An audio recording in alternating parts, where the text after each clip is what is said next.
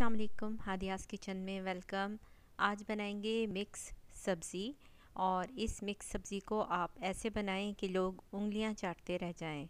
बनाने वाला दावत का ज़रूर मुस्तहिक होगा। तो सबसे पहले हम लेंगे एक कढ़ाई और उसमें हमने आधा किलो गाजर डालनी है। हीट आप मीडियम रखनी है, हीट बहुत ज़्यादा नहीं रखनी। इसमें डालने के बाद हमने इसमें 1 गिलास पानी का शामिल कर दिया है।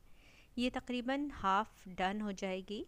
तो उसके बाद हम इसमें बाकी की चीज़ें शामिल करेंगे। पहले ऑयल नहीं डालेंगे। अब हमने इसमें 1 प्याली मटर डाले हैं। गाजर हमने आधा किलो ली थी और मटर 1 पाव के करीब डाले हैं। अब इसमें आधा किलो ही हम आलू भी शामिल कर देंगे। इस तरीके से स्लाइस कट किए हुए 1 टमाटर डालेंगे और 3 अदद हरी मिर्चें हमने इसमें डाली हैं। 1 चम्मच हम इसमें डालेंगे सुरख मिर्च पाउडर का।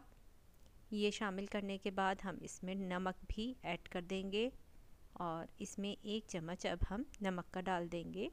आधा चम्मच हम इसमें डालेंगे हल्दी पाउडर का।